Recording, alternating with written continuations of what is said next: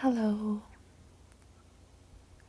Let's take a look before the video at the animals in my life, getting through summer. And then we'll take my grand dog, Nimbus, for a walk in the park. Nimbus is a Catahoula dog, which is the state dog of Louisiana. And he came from Louisiana. My son adopted him, and now he lives in Michigan. But we go through the park where he has to very diligently make sure that nobody left any remnants from their barbecues. And now we're out in the neighborhood, walking past a big farmhouse. They've got a fake horse in the yard. I'm not sure you can see it in this video. So we're going back to May for this Vogue, and Zendaya is on the cover. And it felt wonderful to do one of these again. It's been a while since I've made one of these videos, and I really hope that you enjoy it. Thank you. Hello. I'm finally back making Vogue videos. We are very behind on these. This is from May 2024, and we have Zendaya on the cover. I think I often call her Zendaya, but I think the technical pronunciation is Zendaya.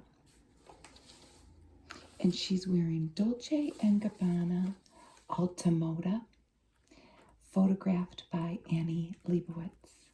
And you can't see the quote here because the library sticker's covering it, but it says, "What does my future look like?" And it's a lovely photo shoot.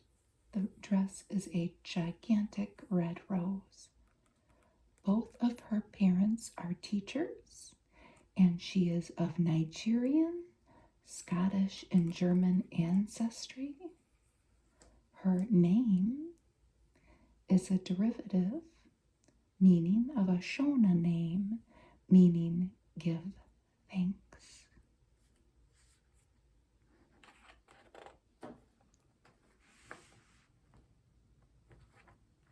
The first ad is from Lancome.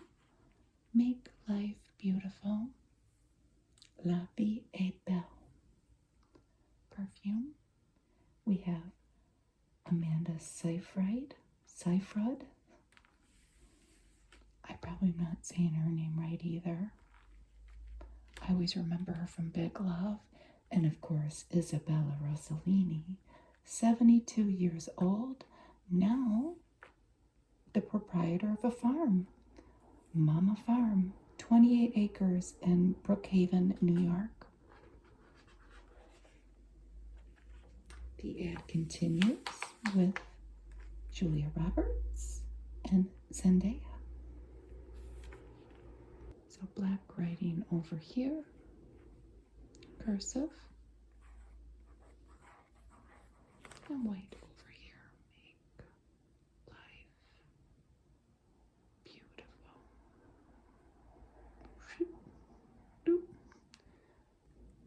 She's been an ambassador for a lot of different brands. Yes, has Julia Roberts. Here's Dior. This is pre-fall 2024. And I could not find any of the garments. The dress is beautiful. I could find the barrettes and the earrings. They are from the Night Herbarium collection. And these are shooting stars, but the barrettes also come in dragonflies and butterflies.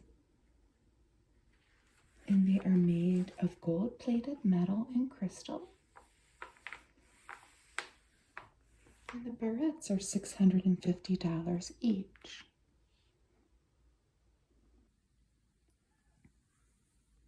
The bag is a small lady Dior, my ABC Dior bag, and that is $6,000. It'll have the night herbarium jewelry on. Here's Scarlett Johansson, a film by Jonathan Glazer. You can go on Prada.com and watch it. Scarlett looking very stylish with her Galleria bag. A medium Galleria bag runs $4,600. I don't know what color that is. I think it might be sand beige, in which case they have it. If it's caramel, they don't. They are sold out. And they have 4 black and white photos of Scarlett. And only one of them is she looking at us. Here we have a sea of Tiffany blue. 1, 2, 3, 4 pages. And here we have the lock by Tiffany bracelet. It says a timeless icon inspired by a brooch from 1883, an expression of love's enduring protection.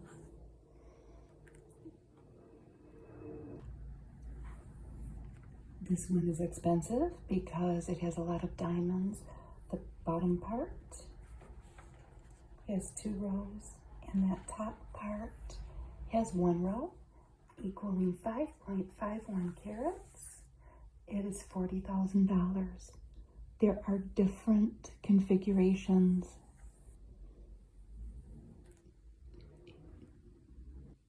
Some are all gold. Some have varying amounts of diamonds. I don't know if this is the highest priced one, but it's one of the high ones.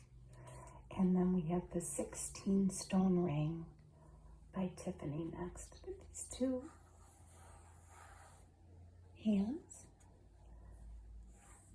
with a cat's cradle with a ring in the middle. So this was designed by Jean Schlumberger. It's described as a feat of ingenuity and technical artistry, and it was designed in 1959. An expression of love's enduring forces. 18 karat gold and platinum, 1.14 carats, $14,500. You can see the plate on the inside of the ring, stamped. So we have an Omega ad. No meteorite dial, the same. The backdrop matches the dial. This one has quite a few diamonds in it.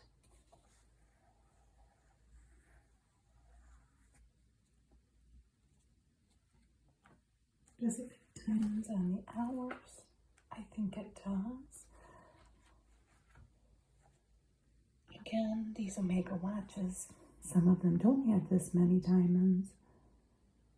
And they vary in price based on the number of millimeters across they are. And I wrote down that this one is $16,000. However, looking at it, I think there might have been 2, and one of them was just gold at the hours. That's quite a lot of diamonds. So this is from the Constellation Collection. Has long been inspired by the precise movement of the stars. So all of these distinctive dials are created with meteorites. So they're all different. They were made by nature. Here we have Saint Laurent.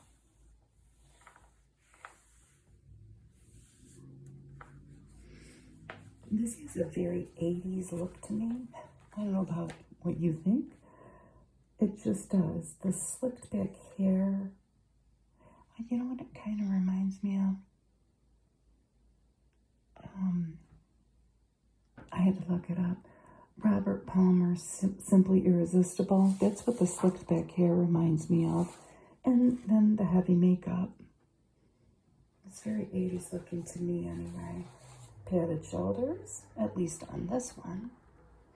So this is an organic cotton twill jumpsuit. The color is called Beige Claire. $4,900. Made in Italy. We can't see it, but she has a wide leg pant.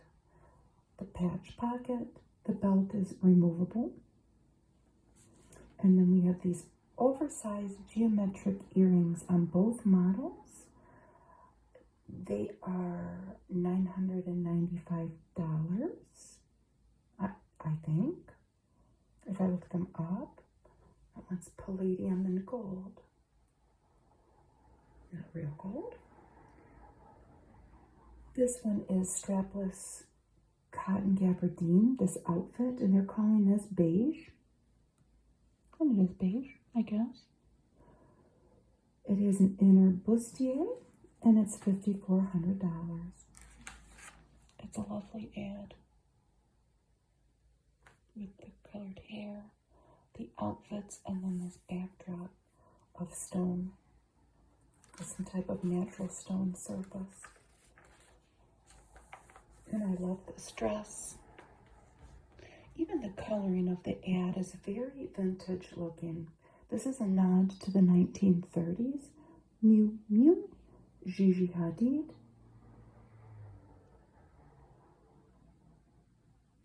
And this is the Wander bag.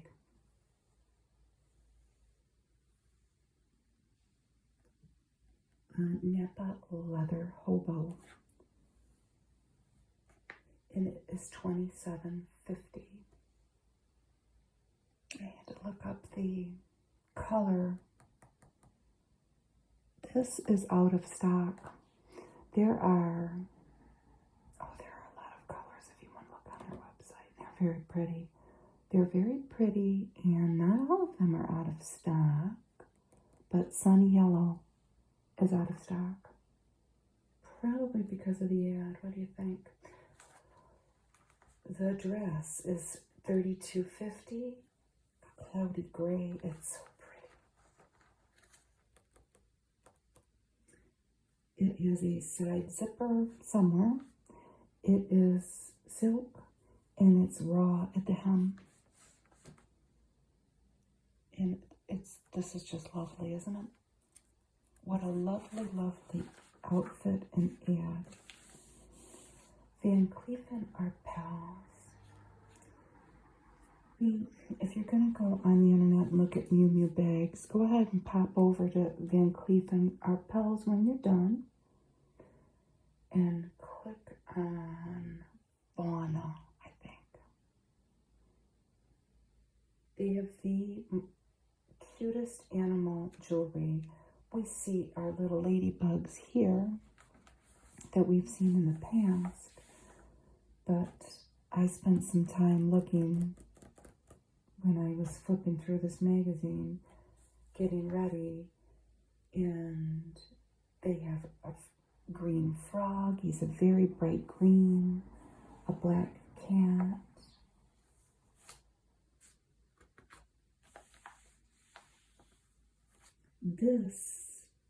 The combination of the plum blossom and ladybug is actually under Lucky Spring collection. The between the finger ring. They have some rings that are closed if that's not your thing. This ring's $68.50. The necklace is $4,100. And the other thing that they had on the Van Cleef & Arpels site under the fauna was a carnelian squirrel. It's so cute if you get a chance to look at it. So this is combining nature and look, Lucky Spring. And here we are in summer. But the seasons pass And it will be spring again before we know it. We're kind of going back in time. We're going back to May. Here's a little preview of things to come. Felice Nova Nordhoff and Lulu Tenney show us some layers here. There's a whole article on Preppy style coming back. And here is a Fendi ad with those lovely gloves that we've seen so much. Those Fendi sunglasses are made of acetate, like most of them are, with the F logo there, and they are $450. Look at the stitching on that coat, and that wonderful cloudy blue background that Fendi has had. This is Hermes. This is Amanda Murphy. She is an equestrian, and she is from Illinois. This ad is a little different. Faubourg calling. People weren't too much in love with this ad for Hermes.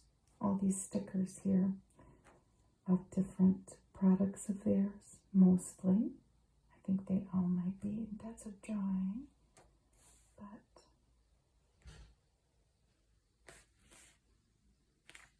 she's got a beautiful wine-colored blazer, pants, and halter top with some caramel leather accessories. And Louis,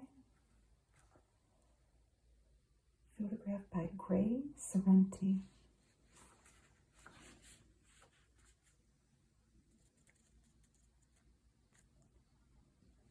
This kiwi color was featured a lot in this collection. A lot of items. Here we have the flamenco bucket bag with Napa lambskin for $3,800. It comes in 5 colors, but this one is dark burgundy.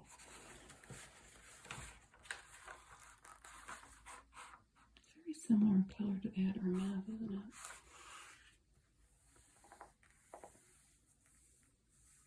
And then this one. I wonder if they have any of these left. This is a mini squeeze bag. $7,400. Kiwi inspired. In beaded leather. This is one of the many kiwi inspired products that they had. This strappy lambskin dress is not available on their site. It was $4,200. And then she has a hibiscus charm around her neck, but they also have a parrot or a dragon fruit, and they're about $600 from Louis Vuitton. A lot of fruit-inspired bags, either coming or on their site, from what I see. Just in a cursory little search here. Here we have Iris Law, 23 years old, a student studying textiles in London. Currently, these bangles are sculpted cable. They are, I think, between $4,000 and $6,000. There's also a flex bangle, and the price really jumps. It's about $10,000 to $15,000. She's got sculpted cable rings, earrings too. She was born in Santa Monica, California. Of course, the daughter of Sadie Frost and Jude Law. I left the TV on a few nights ago, and I was watching a movie. I don't remember what movie, but things that you might like come on because they're reading your algorithm, just like YouTube. And I woke up and there was a movie with Jude Law and Stephen Fry, and it was about Oscar Wilde. Jude Law was not Oscar Wilde. Stephen Fry was, but it looked very good. And I tuned in too late. I had to shut it off, but I'm glad that I'm looking at Iris now because that reminds me of that. I think it was made in 1997. Did you know that Jude Law has 7 kids? I never knew that. Iris here is one of them. And as far as the maternity of those 7 children, you would have to read his Wikipedia page because I couldn't really keep it straight. I had to get started on the video. I didn't have all day. I'm just kidding, Jude. So here we have a Porsche. It is a Macan. It's a new all-electric car. Styles change, beauty endures. Yes. I don't know who this is. She has a tattoo right here. This color of car is a metallic lavender, and it is called Provence. And it's pretty cool. This car starts at $80,000.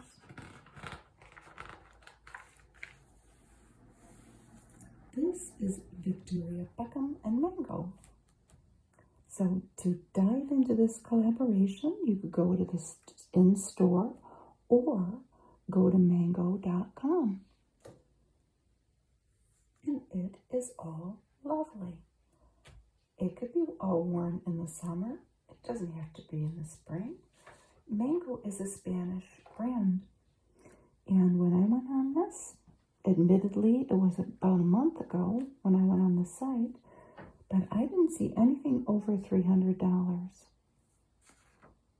And it's all very fashionable looking and wonderful. Cool side. Here we have a museum classic, Movado, Swiss made since 1881. This watch is about $1,200. They also have one just like this that has a black dial. They have a lot of different watches, actually. But one just like that, if you like that style. You might just want it in black. Contributors.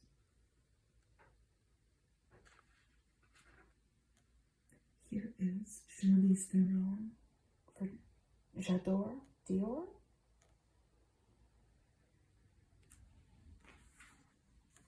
You would make that just for the bottle.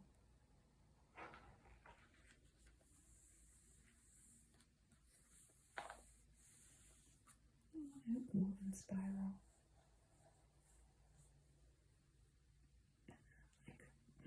Clear orb on top.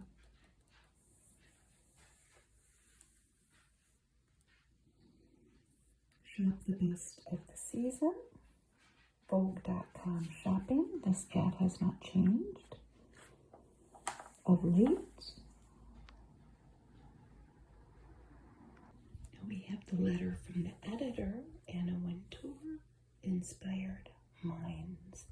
And this photo is of some pieces from the Costume Institute's collection. 2 fall Loewe dresses here. And in the middle, Nina Ricci Evening Ensemble from 1958. And up here is a work from American painter Albert York. Isn't it wonderful? And she talks about the Metropolitan Museum Costume Institute's exhibition, Sleeping Beauties, which we're going to see a lot more of in this issue. It's an immersive experience that runs till September 2nd. It incorporates touch, smell, sound, and sight.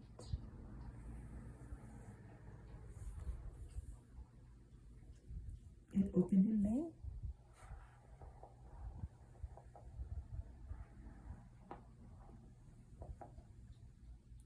version is all the rage now. Here is Irina Shayk for Swarovski, as photographed by Steven Meisel.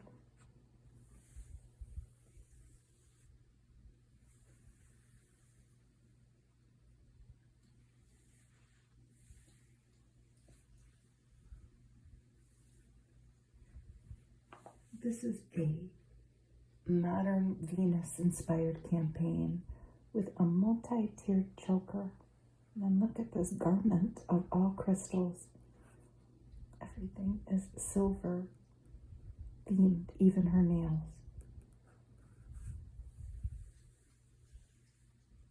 I'm going to go back to the painting. Albert York, I thought this was interesting if you want to read about him. He was one of the most highly admired unknown artists in America. I thought that was interesting, and that was a beautiful floral painting. So our letter continues. This photo is from the March 1993 Vogue, the John Galliano collection, as photographed by Steven Meisel. Big piece with John Galliano coming. Very interesting makeup technique that they used. You're going to love it. Here is Carly Kloss for Tom Ford eyewear. Remember how the Fendi had an F logo? Here he has his metal T logo at the temple. And this is the Ren sunglass, or one of them. There are a few if you look up Ren, and those run about $500. There's an even Tom Ford printed on that. She kind of looks like Scarlett Johansson, doesn't she? I'm pretty sure that's Carly Kloss, though. And we've seen this ad before. This is Vacheron Constantin Swiss watch. They're very expensive. So this is Zaria Foreman, and she's an artist, a photographer. Like, these watches are like $80,000. That's how expensive they are. They're very, very costly. Here's Calia.com, formerly owned by Carrie Underwood. She exited the company in 2021, but they have a new collection, the Inspire collection. There's Beauty in the Burn, and it is featuring a Lycra product called Adaptive. They sell that at Dick's Sporting Goods, I think. Here are a little behind-the-scenes photos of some of the features coming with Kendall Jenner, Zendaya, and then a John Galliano piece with the glass-like makeup. It's very interesting how they did it. How did they make that makeup finish look like glass? You can start thinking about it now. Is it coming in about, well, it's towards the end. So here we have a Chanel ad that, well, if you go on Chanel's site, you can watch all the little movies and see all the photos of Brad Pitt and Penelope Cruz. They are recreating scenes from the 1966 film A Man and a Woman by Claude Lelouch. This is photographed by Inez and Vinud. And sit back, you're in for a little escape from the real world, even though I don't know what your real world is. I can tell you that when I first looked through this magazine 2 or 3 months ago,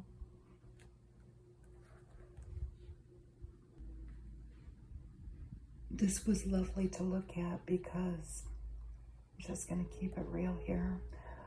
We were in the heat of summer and we're having a garbage pickup situation in my city that I live in where they've changed contractors, and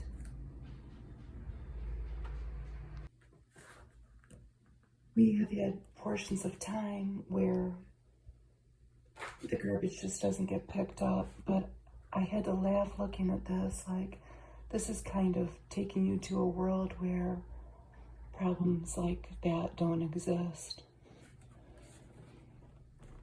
It's a fantasy. But they both look wonderful. This Chanel bag is featured prominently in all the photos, and it's featured in the movie too, back then. So here it fills out. There it is. Isn't he cute? That's so cute. There's the bag. That's lovely.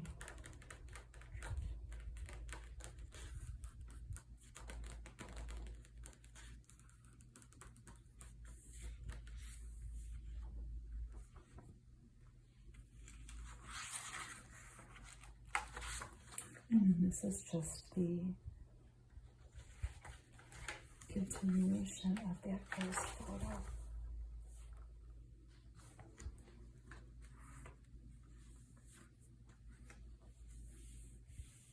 So here's the Sleeping Beauties article, Reawakening Fashion. So this Costume Institute exhibition incorporates scent, sound, and video, and also AI-assisted interaction. This is a painting by Thomas Edwin Muston, The Old Gateway. If you go to the Met, now through September 2nd, there's less than a month. This is free with the admission that you would pay to the Met, but you have to the minute you get there, you have to sign into the virtual queue because they only let a certain amount of people in.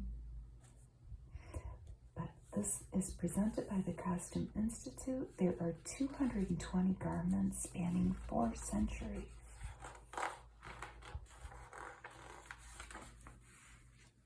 And it's punctuated by the Sleeping Beauties, which are garments that can no longer be placed on mannequins because they're too fragile. We'll see more pictures of them soon. But first, what do we have here? We have Zendaya for Bulgari. She has on some Serpenti watches. No, she has on some Serpenti jewelry. The watch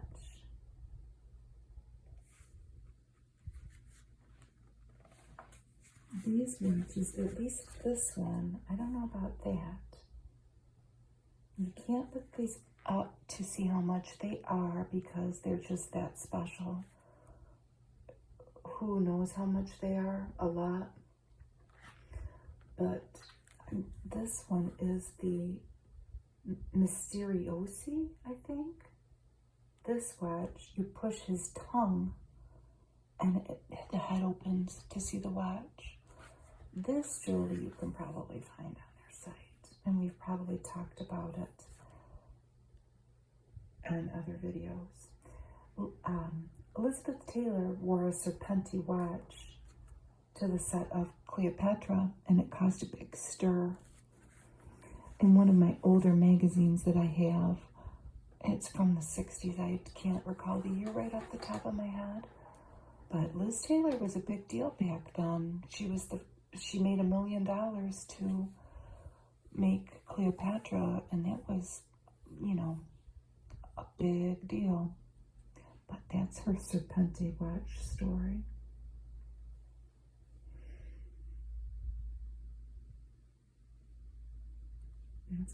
It's full of emeralds and diamonds from the looks of it.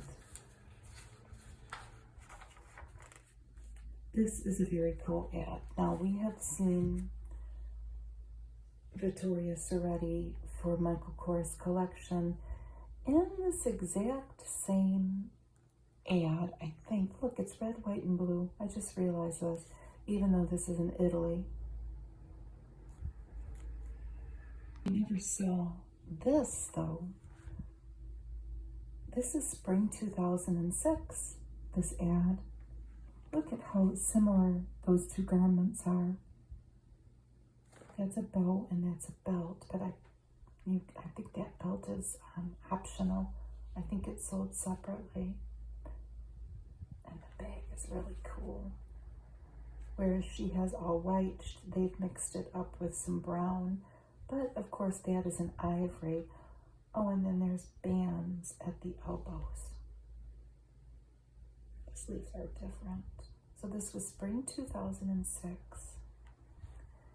And then we have spring 2024.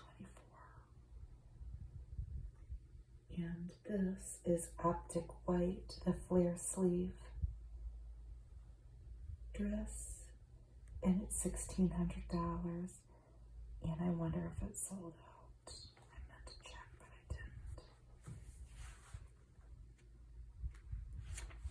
didn't. Very similar. We have Katy Perry for Devotion perfume by Dolce & Gabbana. And she's probably, I don't know, on the off the coast of Italy somewhere on a boat with her cat eye sunglasses. Look at that blue water. Another pretty bottle. You have Trinity by Cartier.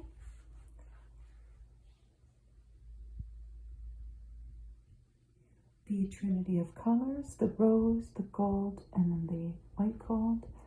And the ad reflects 3 colors.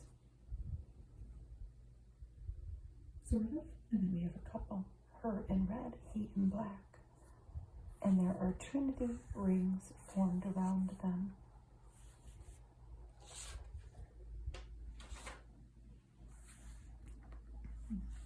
This is to inspire harmony linked by moving to the same rhythm. These rings as pictured are $23,000. That's a lot of diamonds in there. If you go look at the Trinity collection, they have this ring and it's 3 solid bands if that's what you prefer.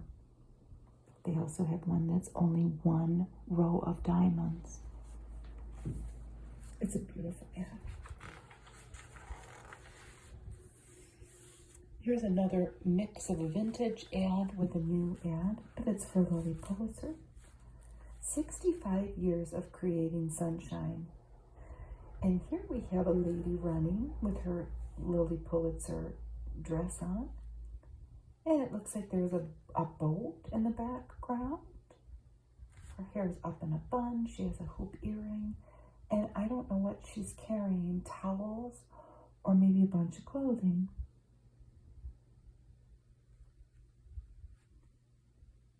But they're having a seaside adventure, I'm sure. It's a black and white photo. But here we have summer 2024 and a very bright dress with an asymmetrical lace feature on this side. It opens to a little culotte on the bottom, maybe. And her matching earring. And a very bright, hot pink and blue and white. It's very pretty.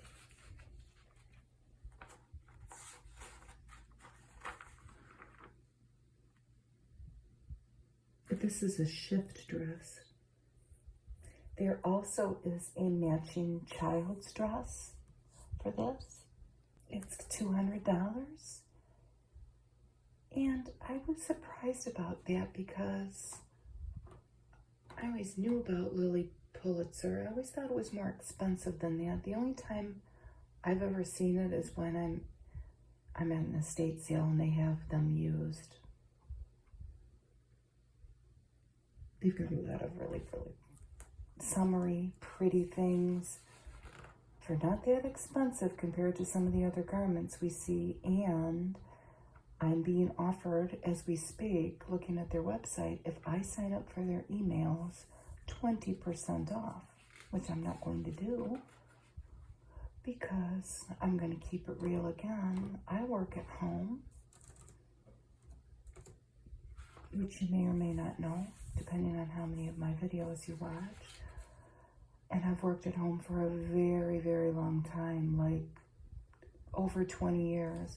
And I've definitely fallen into the rut of I really barely get dressed. I have like 2 outfits to wear out, and that's about the end of it. That's why I like looking at fancy clothes and pretty clothes.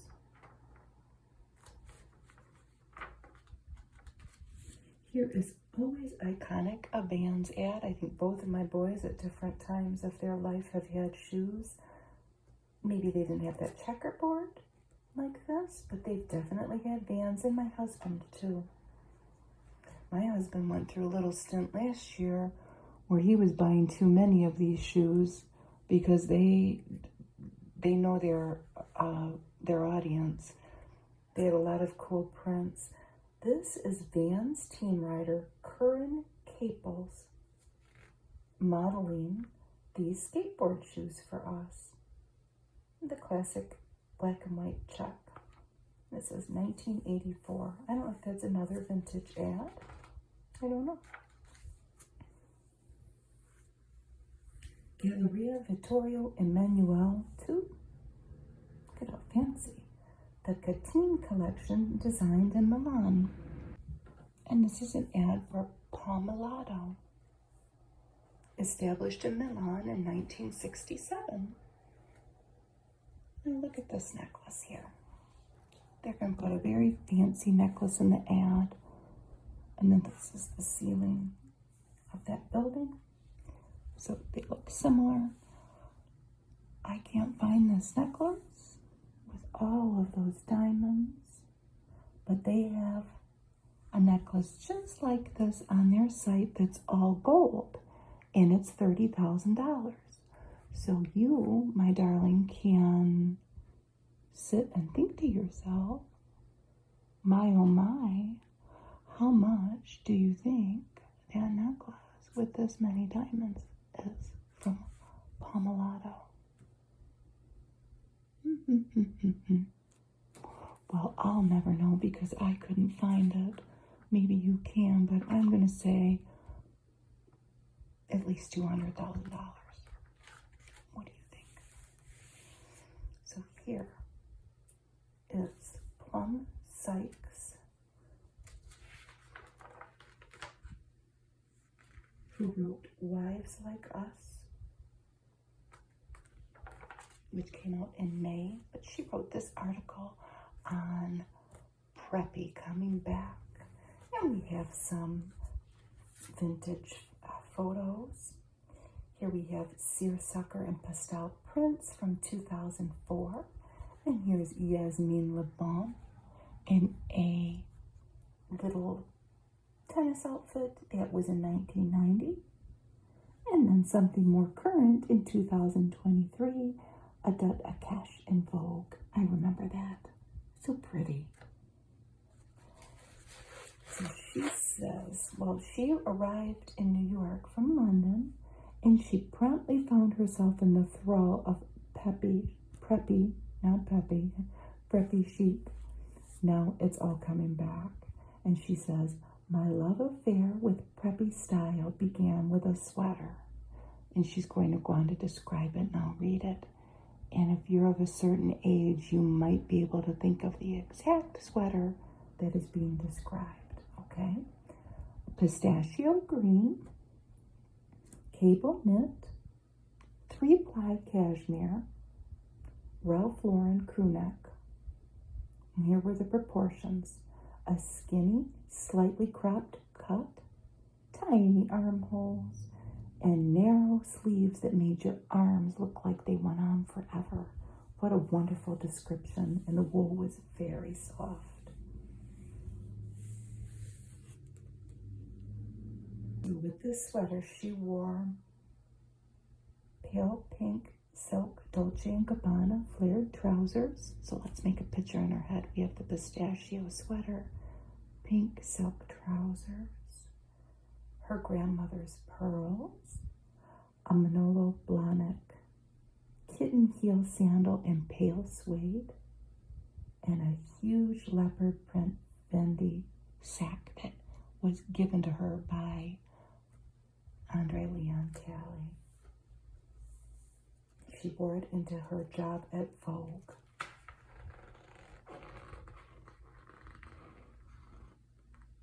Here's an ad for Versace Bright Crystal.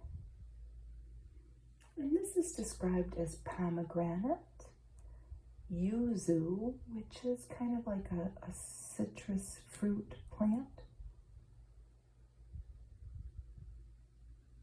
of East Asian origin, but they grow it in Europe too, and New Zealand and Australia. Peony and magnolia. What a beautiful bottle. So here were the tools for the trade, for the preppy style. A Chanel bag, the preppy handbook, cards, dice, all of the accessories that you would need to fit in.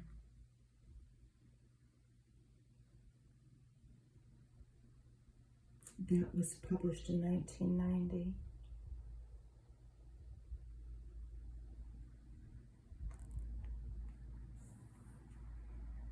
It's a very good article if you have a chance to get this issue of Vogue. I had arrived in New York in 1997 when the rule of Park Avenue princesses was at its height, and their influence in my circle of friends was pervasive. It was a polished, high-maintenance version of Manhattan prep. It sounds very intimidating, doesn't it?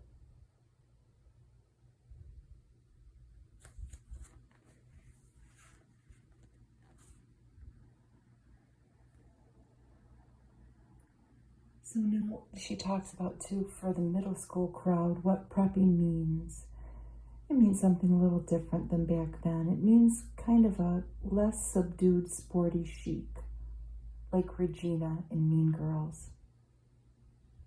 With the antidote, of course, being undone, messy, and cool.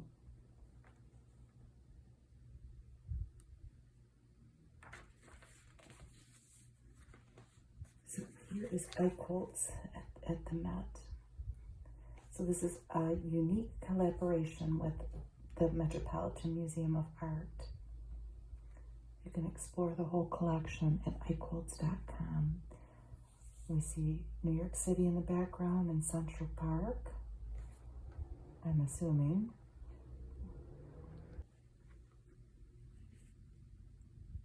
And just the most lovely apartment I've ever seen in my life.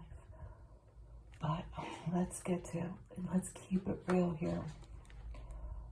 I have a great big pit bull and a husband who they mainly stay in our living room because my dog is so old that he can't walk the stairs in my house. And I live in an old house and there's a lot of stairs to get pretty much anywhere. So they stay in our big living room. And he's like a bull in a china shop. And when I see a picture like this, I literally have to sit and laugh. Because so much of this would just not go well with a 120-pound pit bull. Lit candles. This plant would get knocked over. Forget about it. These pillows, no. That would get knocked over. Oh, yeah. That looks pretty heavy. I don't think he could knock that over, but he would try. He might try to wrestle that. This, forget about it. It just wouldn't work out. But I appreciate the beauty nonetheless. And for what the dog wouldn't wreck and mess up, trust me, my husband would. Or me. But it's lovely nonetheless. It's fun to look at the pictures. This is an ad for Nexus. I don't know who this is here. Oh, this is Sophia Richie Grange. And she's an effortless style, doesn't she? Look at those pouty lips. She's lovely. And her sweater matches her hair, kind of. What do we have here? Effortless style meets weightless protection. Well, we're all for it, aren't we? Epic Shine Anti-Humidity Spray. We all want that. Repair and Nourish. And the Slick Stick, which everybody's using now. Let's take a look at her ring. Hello.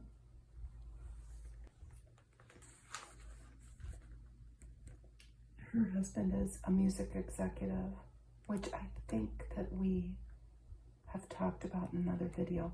But on May 20th, she had a little baby girl, Eloise. And Michael Jackson was her godfather. She still remains good friends with his daughter.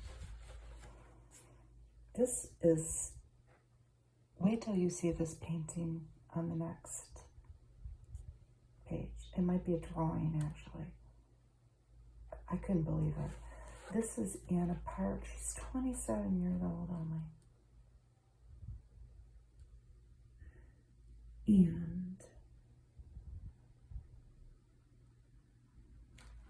this is part of a new series of drawings that involve text. This is called Look, Look.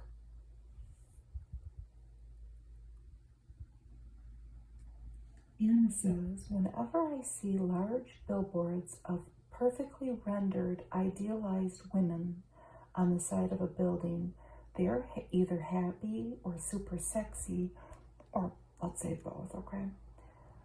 Makeup, eyebrows, hair, so kempt and curated. I want to make these ladies' expressions look more like what the bleep is going on. You know, like real life. The expressions are sardonic, humorous, perplexed, and even slightly bilious. And they're all versions of herself. And if we're truthful, they're all versions of us, aren't they? Her studio was in Brooklyn, but at the time of the preparation of this article, she was preparing to open a show in Perth in Australia.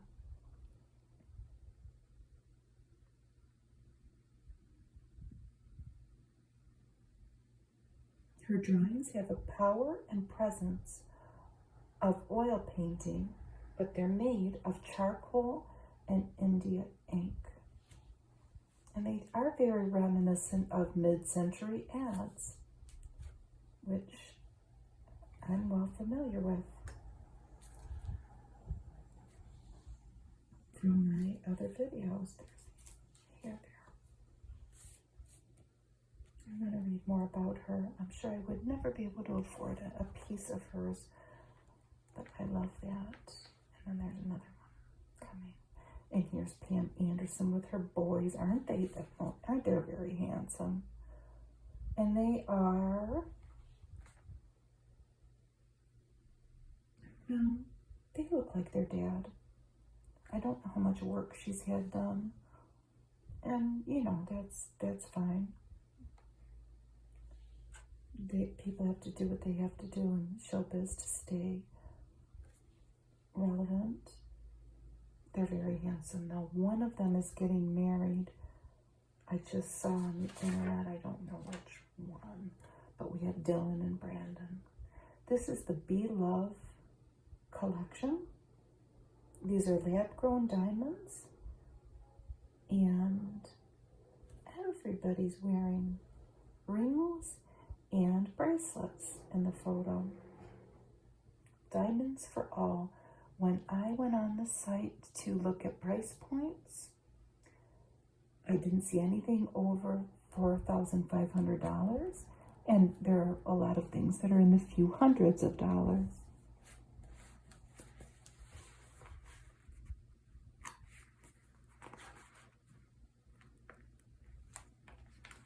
So where's the video?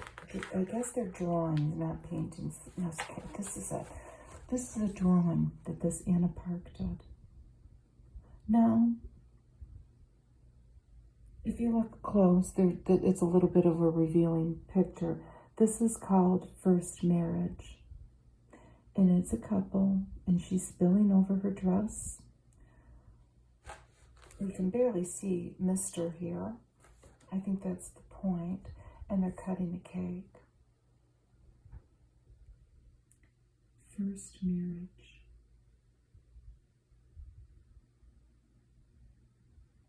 Another painter, one of her colleagues, commented, "When I see Anna's work, I often imagine someone laughing at a funeral. The women in her drawings are strong female leads who might exude the confidence of Kylie Jenner or the tough charisma of Tura Satana. Mysterious and irreducible, they evoke an attitude of don't mess with me, but also please see me and love me."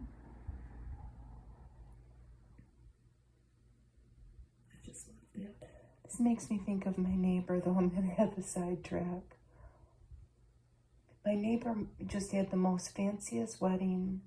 I saw the pictures on Instagram. I knew he was getting married because he told me. Then they were gone for a while, and the young lady moved in with him. They did not live together before marriage. It was just not that kind of a thing. But back to this fancy wedding that they had, their wedding cake, it probably had 10 layers of cake. I'm not kidding. It was probably 5 feet tall, and they cut it with a gigantic sword.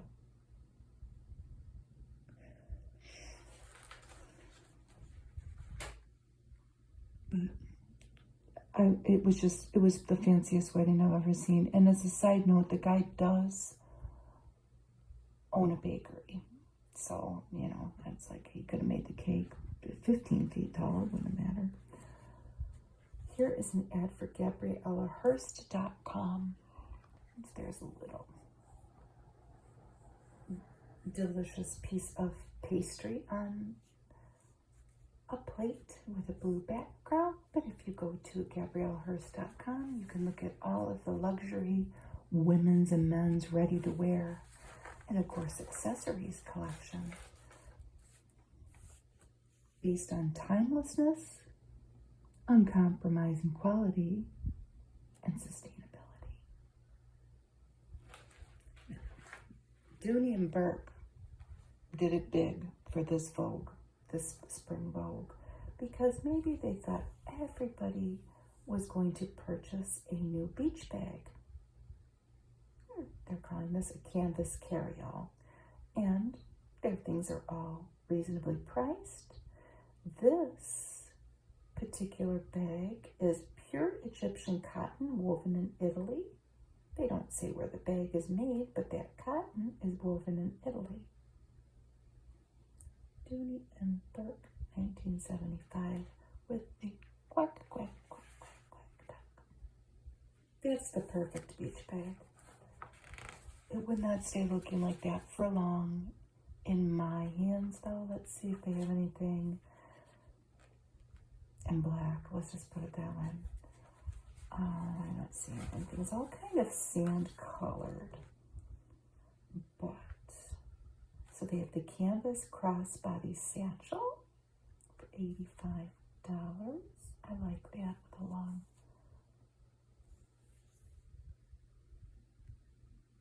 strap. Canvas tote, $35. Canvas tote, $40. So this is $135 and that's $120. The green is nice. Oh, canvas suitcase, $188. Canvas duffel for $150. And a canvas crossbody here for $120.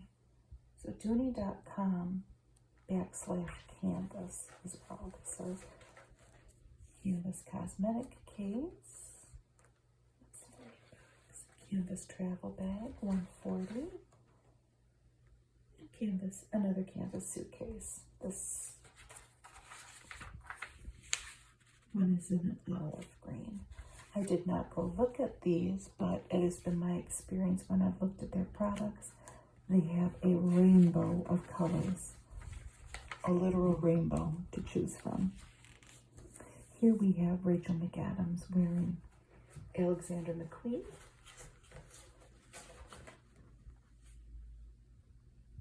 Married to screenwriter Jamie Linden. He wrote We Are Marshall.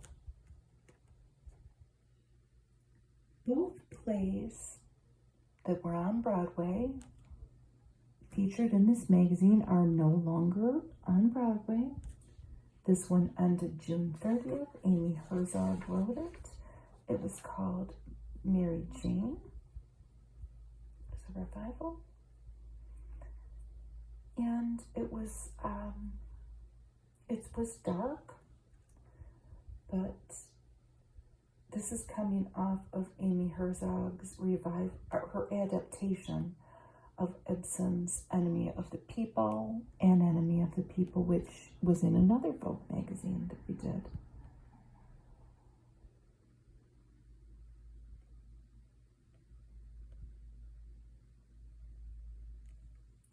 Mary Jane, the play, tells the story of a mother confined in the first act in her queen's apartment.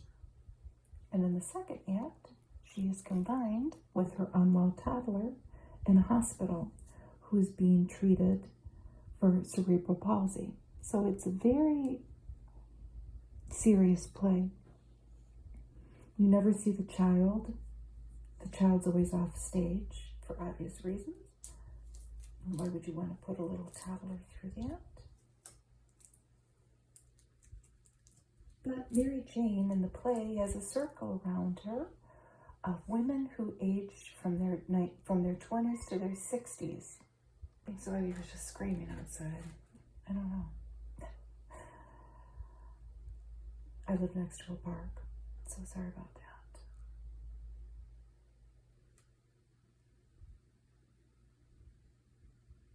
These women come from a variety of ethnic and religious backgrounds.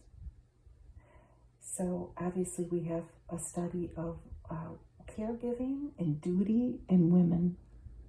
And it sounds wonderful. Maybe I'll catch the off-Broadway version. Every play I read about, I want to see, and I do go see plays.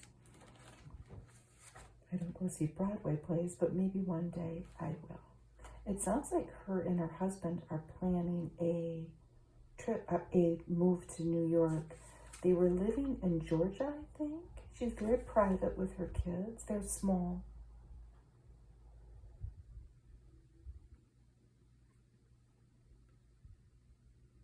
And yes, it says they're definitely moving to New York. The play grabbed me, says Rachel. It's just got its hooks in me. This is photographed by Norman Jean Roy.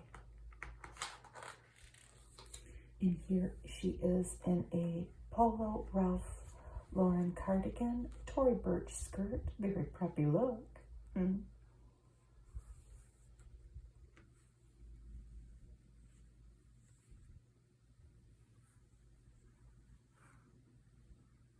The critical thing to fill the role of the lead in the director's eyes was finding someone who could encapsulate the main character's optimism, but the hardship too at the same time, and they found it in Rachel. I'm sure I would have loved it. Of course, Amy Herzog won the Pulitzer Prize for 4,000 Miles in 2013. And Amy Herzog also had a child with medical difficulties who she lost. The child passed. This was Rachel's first play in 25 years. She had done theater as a young woman.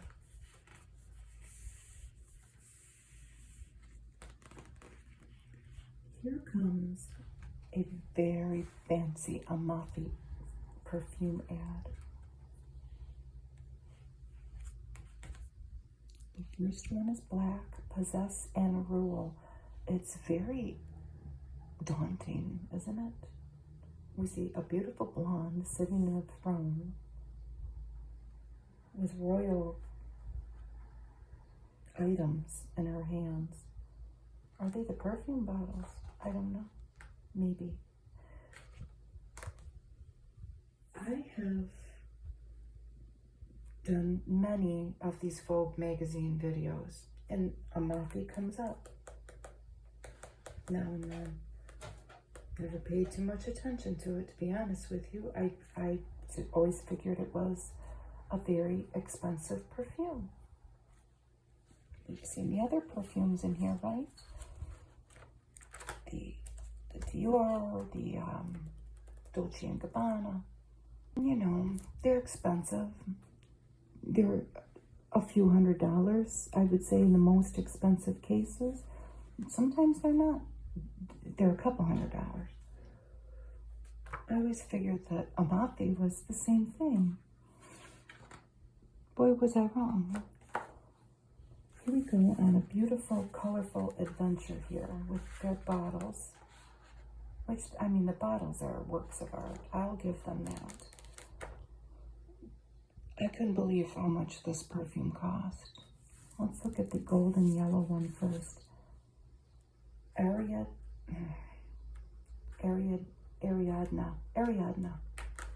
Let's start with Ariadna.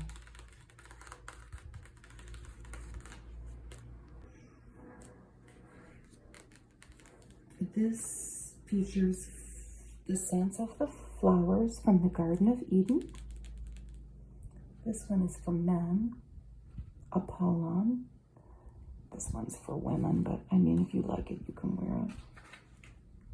It doesn't matter what you are. You could even put it on your dog if you want to. Let's say you're rich. Okay, so Apollon. This is for power and courage, and will appeal to women.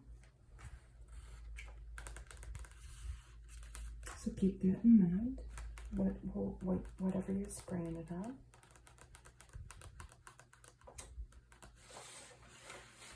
Okay. And then we have a pink and red and white. This is Maricopa. And for the women, it is a white and cream floral bouquet. And it's described as very luxurious, but, and some people might think this is a good thing, and some people might think this is a bad thing. Another description is overwhelming. So, you decide.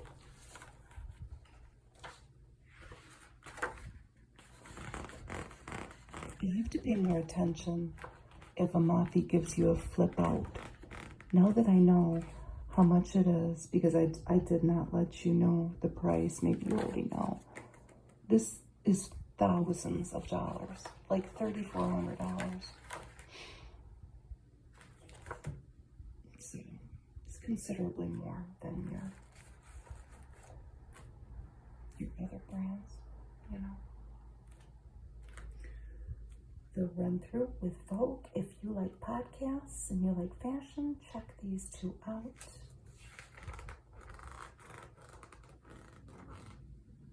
The only podcast that takes you inside the world of Vogue. Gotta find my page that I wrote some stuff down. Here we have Haley.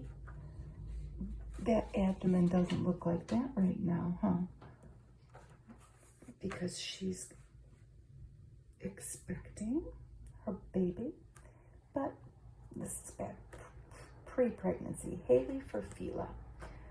Fila is celebrating 50 years of sport this year. It's a very neat jacket that she has on. And of course the bra and the undies. I don't know if they have maternity. They probably do. Here is Guess.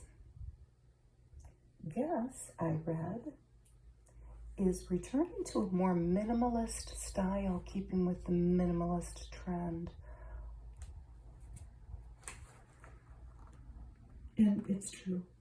It's very, it's a little preppy looking, isn't it? But of course it's Guess and it's sexy. And it's Guess and it's affordable. It's a cute summer bag. It's probably, well, let's look now. I'm going to go on Guess. Because here we are. This is a May magazine. It's August when I'm finally sitting down doing this. And I bet that they're having a big sale. They usually are. Free shipping on new arrivals. Are they having a summer sale?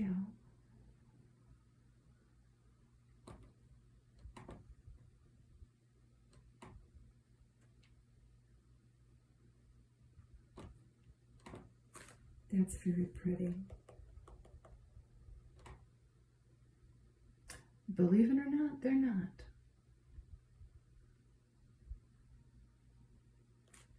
But you'd be hard-pressed to find anything over $200, I guess. Off the coast of Italy again. This is the age of possibility.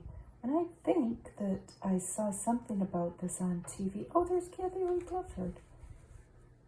It says Kathy Lee Gifford, age 70, prolific entertainer. She is.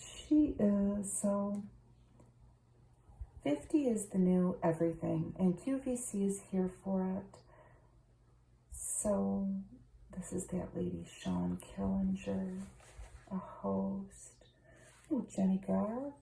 I hadn't even really paid much attention to this. I thought it was all QVC hosts. Millie Roncal, age 52, makeup maven. Sherry Shepherd, comedian, actress, 57. She doesn't look a day over 30. And Sandra Lee, 57, home life expert. Find these looks and more on QVC. Pretty lace skirt. So this was written by Lena Dunham, and it is about nails. And she talks about her mother's nails as a child and her looking at them.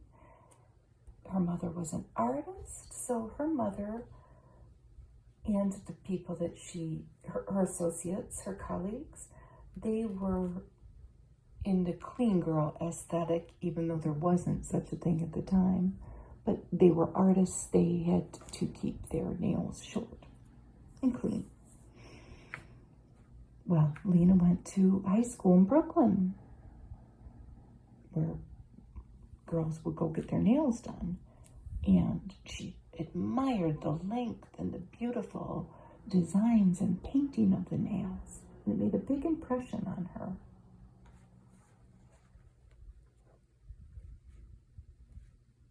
But then the writer's strike came, and she decided to go get some long fake nails.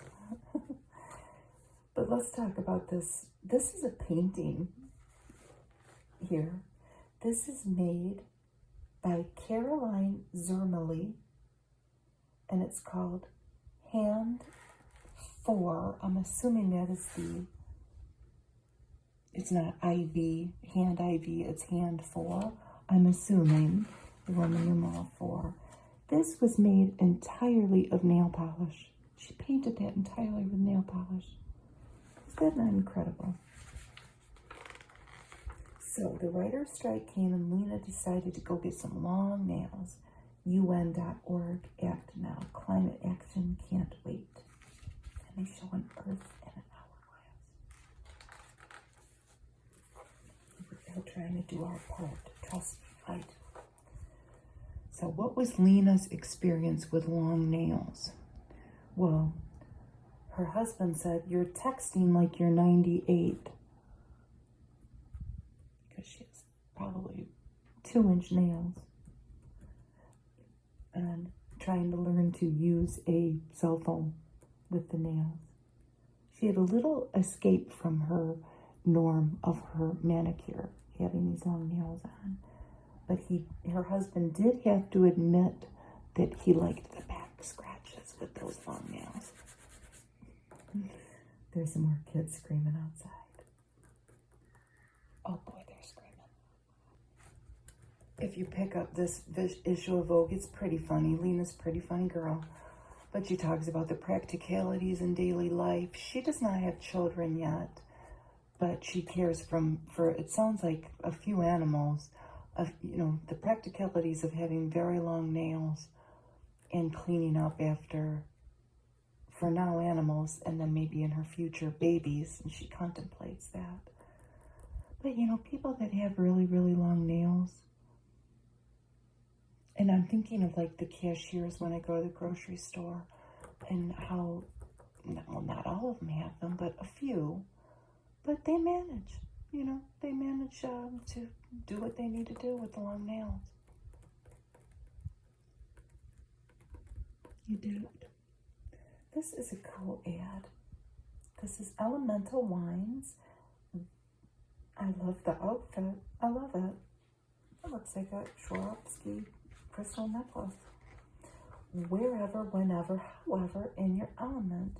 These wines come in a recyclable aluminum bottle.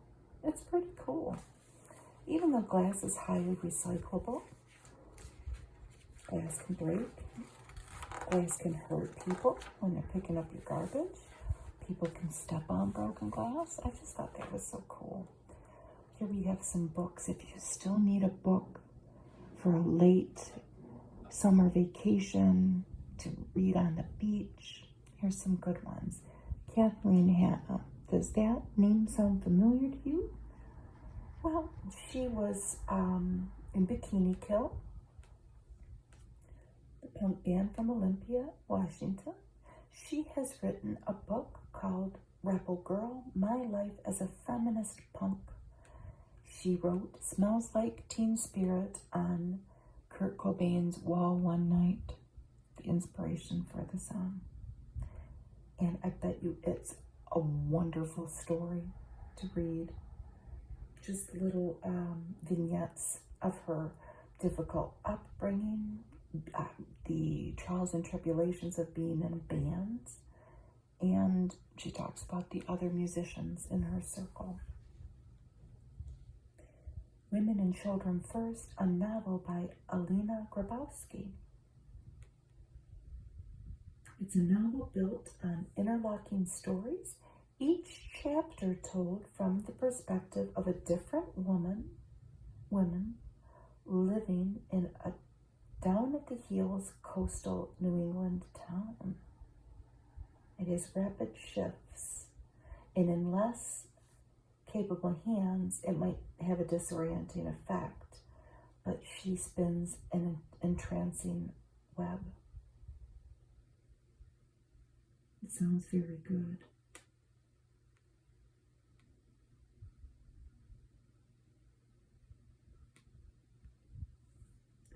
Teddy Wayne, the winner, a handsome young good-looking tennis teacher and a recent law school graduate moved to an upscale, secluded settlement off the coast of Massachusetts, where a handful of masters of the universe are waiting out the pandemic.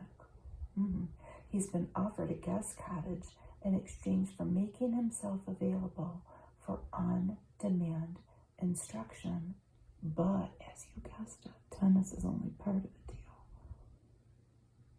We get seduced pretty quickly by one of the more stir-crazy residents. Oh, this sounds good. It is a page-turning story of sex, power, and money. So we have two East Coast-oriented novels here. This is Washington Fair. What do we have here by Claire Messud? This strange, eventful history. This spans 70 years, so it has a tremendous scope. It begins in 1940 Algeria, and it traces a family who becomes displaced by the Algerian independence, and they move across the world. They stop in France, Canada, Argentina,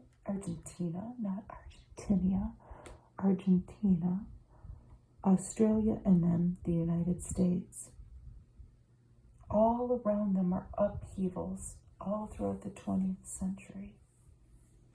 And they keep plugging along with love and adventure along the way.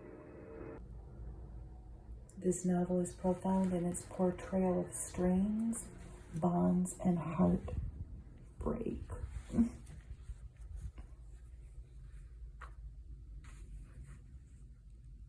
Here we have the first of two feline-oriented ads in this issue of Vogue. I don't think we passed the other one yet. Fancy Feast. My cat Yogo's favorite. She thinks she looks like that. She doesn't. She's in some of my videos. If you want to check her out, she's just a street cat. A former street cat. Born in the gutter. But anyway, this is her favorite food, Fancy Feast. Except I bought her some blue, well, what used to be blue buffalo. I think it's just blue now. I got it at a deep discount, and boy, I'm living to regret it because she loves it, and I didn't realize how much it was going to cost new, but that's okay. She's old. She gets to eat whatever she wants. Here we have a very interesting article about side parts. Partial to it, Gen Zers have deemed side parts hopelessly outdated, but there are some new defenders who they see the appeal. So this was a middle part challenge video on TikTok that they are talking about to start off with. Then they talk about Emma Stone's character in Poor Things, which my son and I watched. It's definitely adult. We liked it. I would watch it again. I didn't realize how complicated it was going to be. And we like everything Willem Dafoe's in.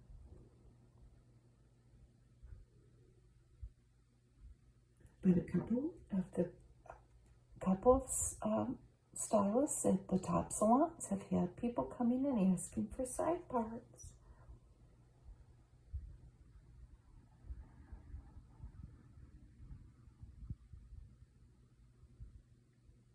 These severe center parts immediately made you feel like you had a style.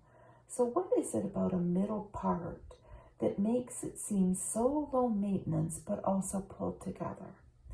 Well, they asked hair historian Rachel Gibson, and she suspects that association might be connected to the ancient values of symmetry, which lend to a very straightforward appeal, and they make you think of Grant Wood's painting American Gothic. And that's true. It's a good point. And a side part have often been associated with moments of transgression and freedom. It's very interesting. What do we have here? The power of the sun and a sunless line. Yes. The sun, we all look beautiful in a tan, and we look thinner with a tan, but the sun is not going to be good for your skin. It's just not. And they're claiming, this is by Palm Beach Tan, the premier collection, the Sunless Black label, that the perfect sunless tan does exist, is what Palm Beach Tan is claiming. I'd say she's just around, she's tan enough. You don't want to get skin cancer. Home, Sun Next Gen Aromatherapy and acupuncture patches claim to foster a state of Zen. Well, they claim that, and they want you to buy it. I have no familiarity with this. I'll be honest with you, I didn't even really know these patches were a thing. We all love stickers, right? We think back to childhood or adolescence. We think of maybe scratch and sniff stickers. I'm of an age where I remember going to a Hallmark store and buying all the packs of Hallmark stickers with my mom and my aunt, who also loves stickers. But these are, so they're fun, and they're going to be something that it's not going to be scary. So, there are stickers that are designed to stimulate pressure points. People wear them on trips to help with equilibrium, and I can understand that. They talk about ear seeding. We don't know about nicotine patches or hormonal patches to replace hormones.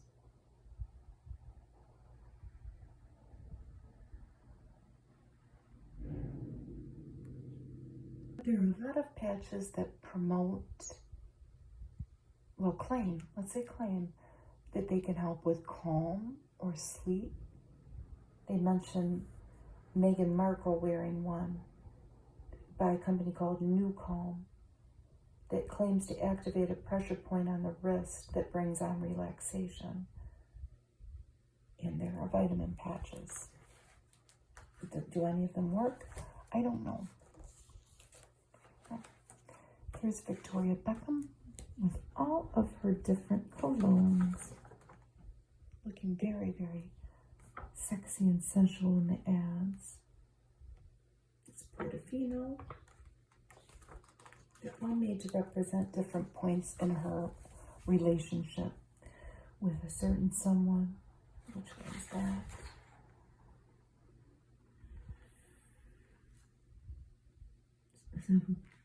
Suite 302 that alludes to a hotel room.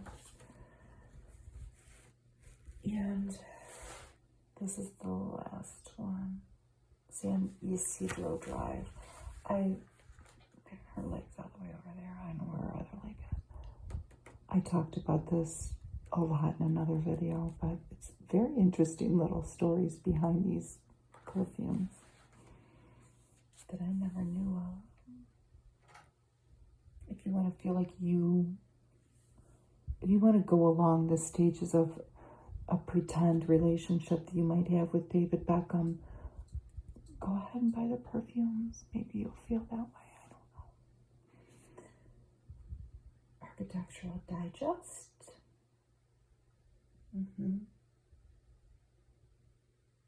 Beautiful. This is at the Night Palm Interior Design Studio.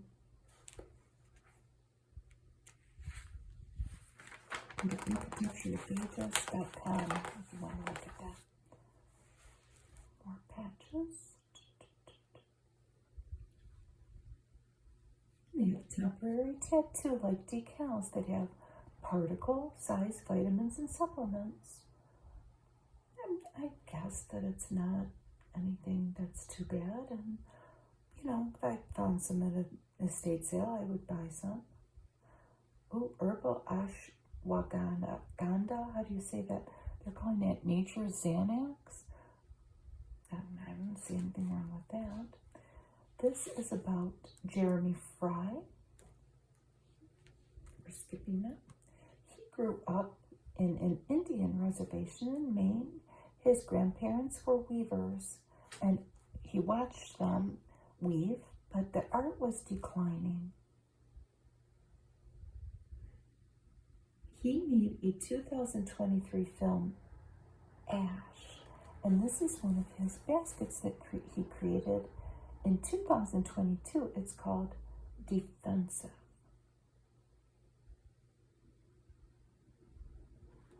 His baskets will be coming to the Art Institute of Chicago this fall. He is creating baskets in the traditional basket making way that his grandparents taught him. And he hopes that his grandparents would feel honored. They would. If you're going to Chicago, check that out. Here's our other cat ad, Fresh Step with Gain.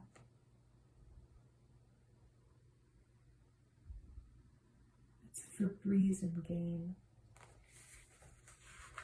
Fucking good. The human thinks Fresh Step with Febreze freshness and Gain scent smells heckin' good. It's cute. Is this a celebrity? I don't know. This is an ad for Zealman. This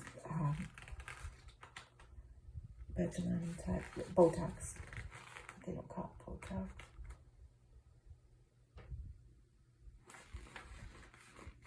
It's a smart toxin. A lot of tattoos. I just kind of get the feeling that that's somebody and I'm not recognizing her. I don't know. Is it Newport Beach? Very, very fancy couple. Luxury at your leisure in a very fancy boat. He in white, she in black, but they're both looking cool with their sunglasses on.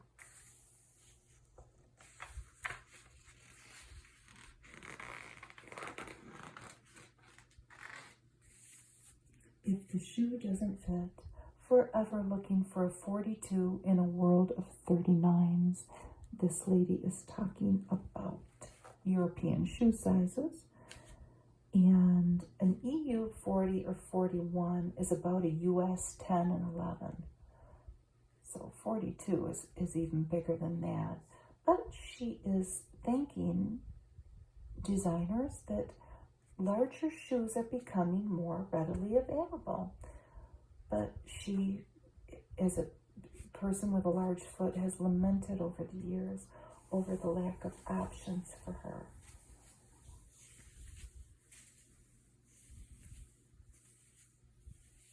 So in her 20s, she kind of gravitated towards ballet flats and panty loafers for men just because they were readily available to fit her feet. And let's face it, she probably looked very cute in those, right? Here's a very pretty young child from Morgan Stanley ad for investments. Old school grit with new world ideas.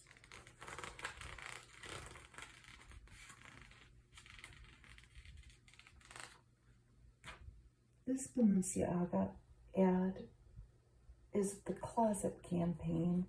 And I really did try, maybe I didn't try hard enough to find out if these are the actual closets of these famous people in these ads. I mean, are they? Here we have Kim Kardashian looking beautiful all in black. That could be her closet.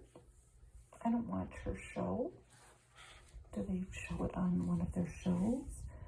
Here we have Patricia Field. I mean, I kind of think that these are these people's closets.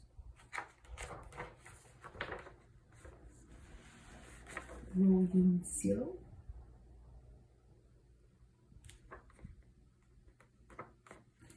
And we have Nicola Peltz. Look at those boots.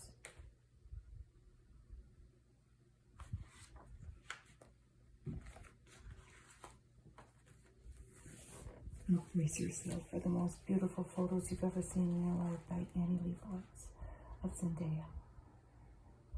This is a custom dress, veil, necklace, and bouquet from Schiaparelli Haute Couture.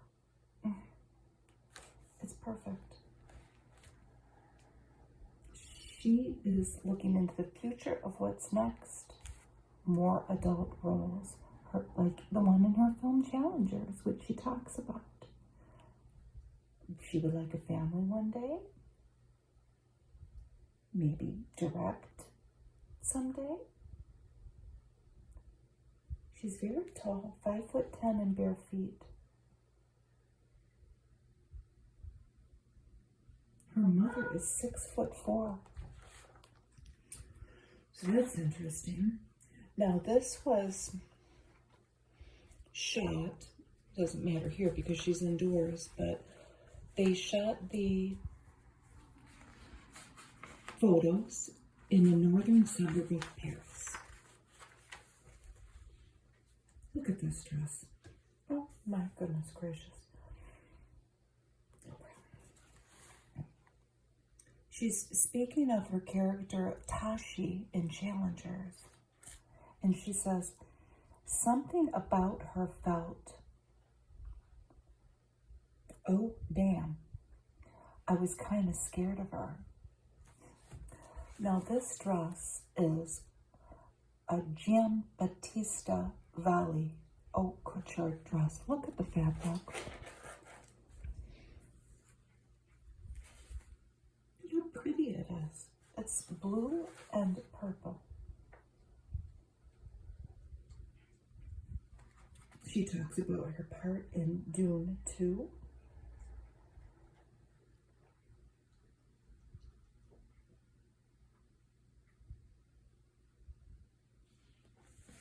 I love that. I just love it.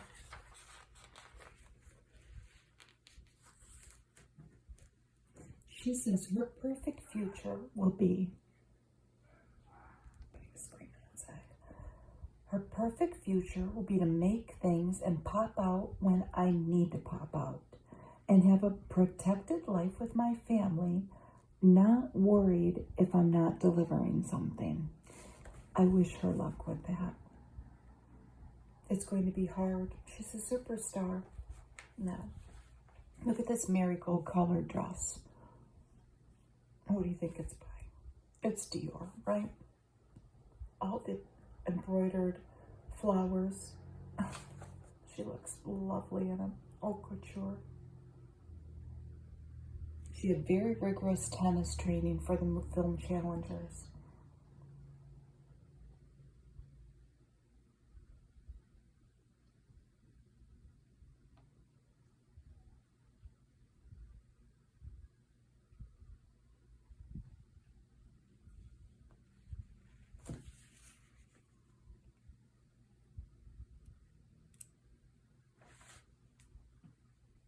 This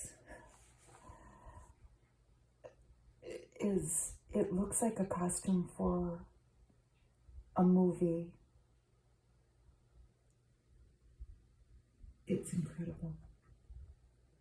This is Louis Vuitton. It's a cape and a dress, and it has ropes, and then look at how it's attached to her hands.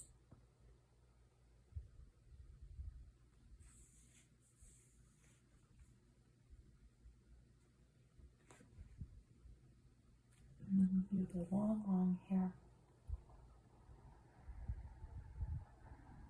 Zendaya admits she can put too much pressure on herself. Look at those ankles, look at that jawline. And she says sometimes it can be a bit crippling. And this is a custom outfit, obviously.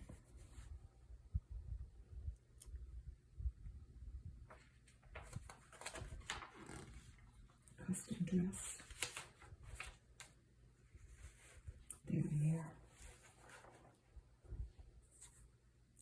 The jewelry is, the necklace is Bulgari, and the dress is Loewe.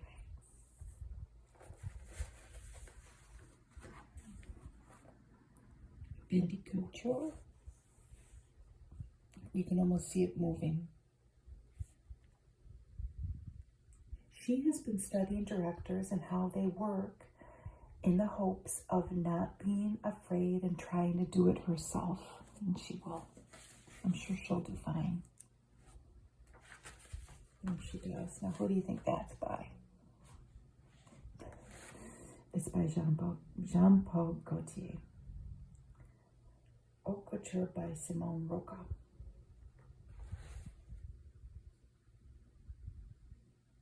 She was the producer of Challengers.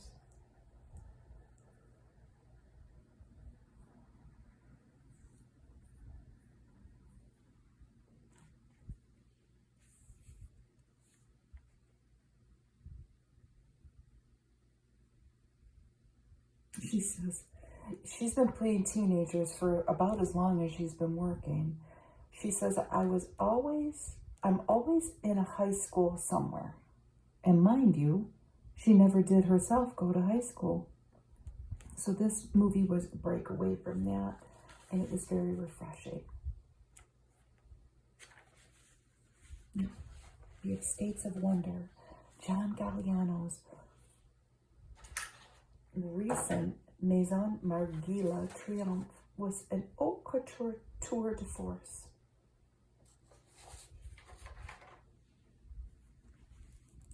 Yet, as Hamish Bowles recalls, it's but the latest in the designer's long history of era-defining shows. This is all photographed by Steven Meisel, and we will see the details on that makeup look.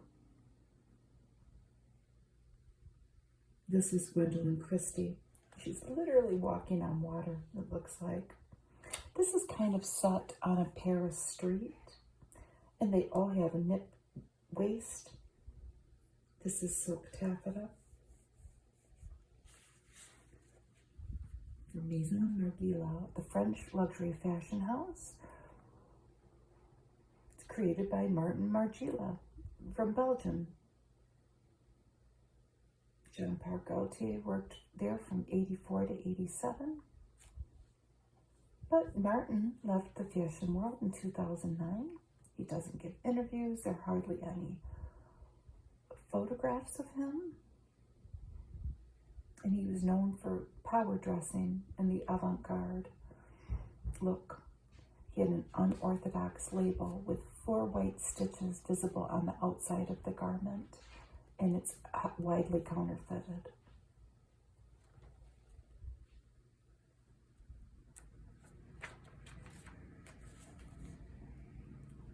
Knit waist,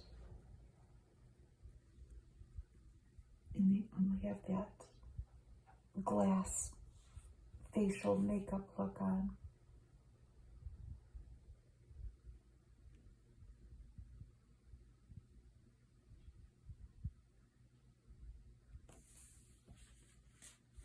What do you think of it?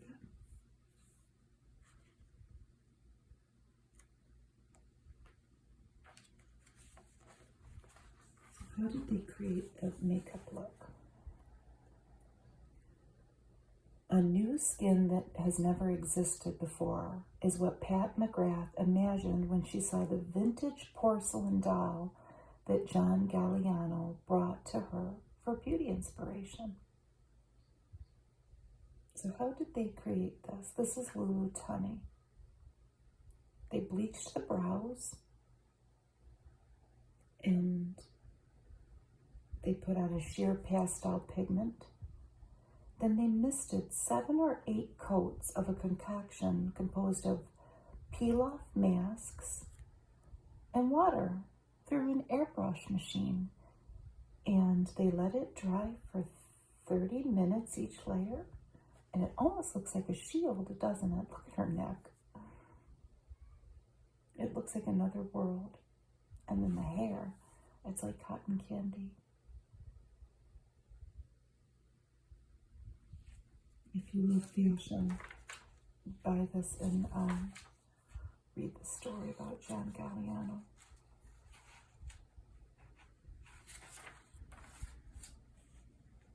And his exquisite hand. Here we have Elizabeth Debicki, and we are going to see some things from Sleeping Beauties at the Met. This dress is from Marnie's Spring 2024 collection, and it's all different flowers with a white edge around them. They kind of look like stickers. And she has what looks like a wreath or a nest on her head. It's very colorful. It's very spring-like. This is also photographed by Steven Meisel.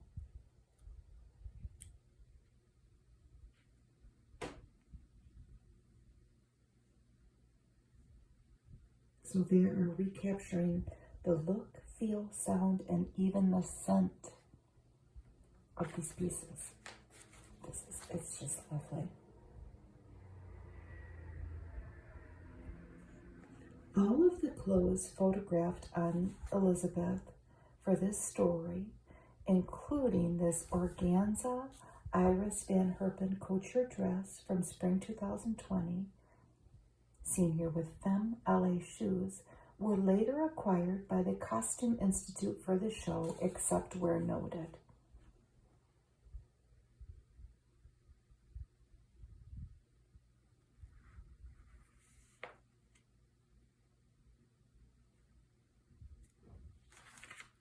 Something else. Look at the sleeves. It's like a dream. So this is Christian Dior's May dress from spring 1953. And it's flowering grasses and wild clover etched onto organza. And this is a splendid reimagining of 2017.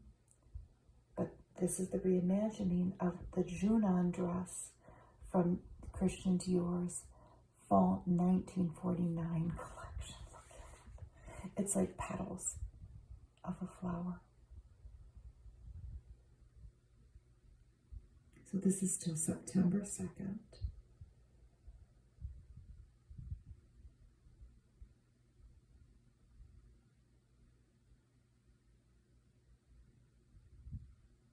It says cloth buttons used to be constructed around bits of cotton wool to absorb and emanate drops of perfume.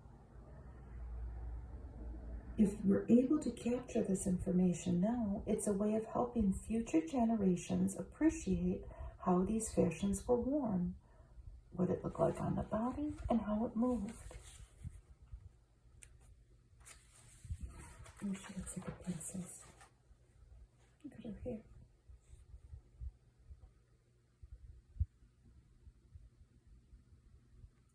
Up here, this is from 1889, and this is a House of Worth cape. Here we have, it's like out of a fairy tale, a Gucci cape and dress by Alessandro Michele in Vogue 2017. Oh, wow.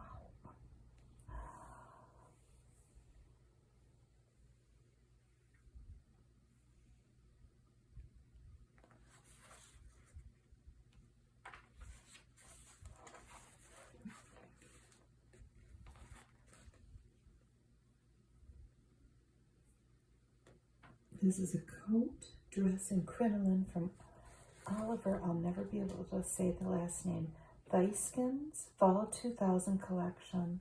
You can almost hear that silken motion, which is an auditory experience known among fashion conservators as scroop. And this is also on display at the exhibit. This is a British waistcoat from 1615, they think, around. You need some time to see everything if you go.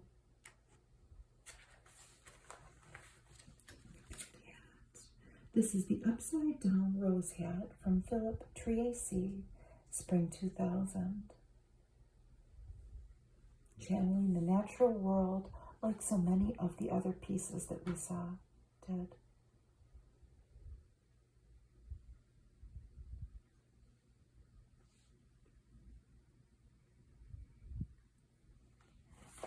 Here's her lip. That's Chanel.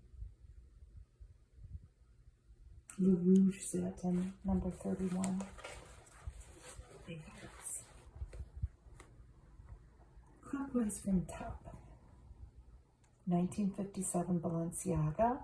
And then this one is Deidre Hawkins' cauliflower headpiece from 2013. Layered silk from the 40s. And 1942 Germaine Vitu hat.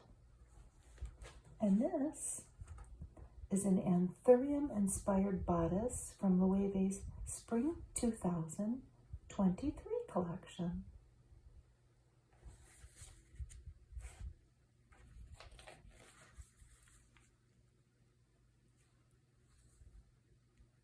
Constantine Brancusi's Sleeping Muse, 1910.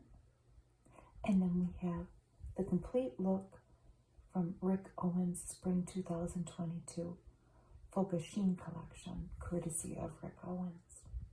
Wow. All in black.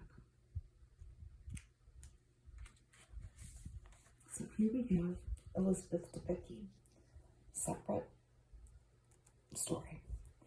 The actor who brought Princess Diana to life and has won many awards in the process is ready to transform anew.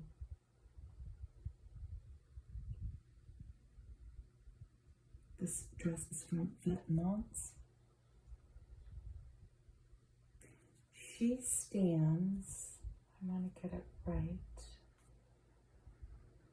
Is this also Steven Meisel? I think. Yes. She's 6'3".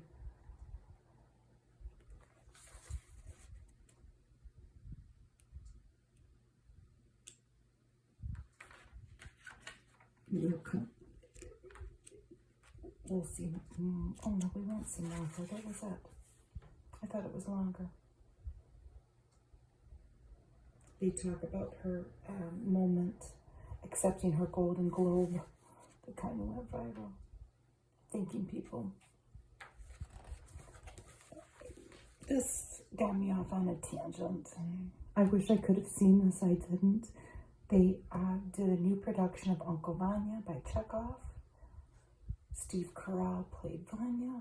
You may recognize other people from other productions. There's Alfred Molina. If you know this play, he plays the professor that comes to visit the family.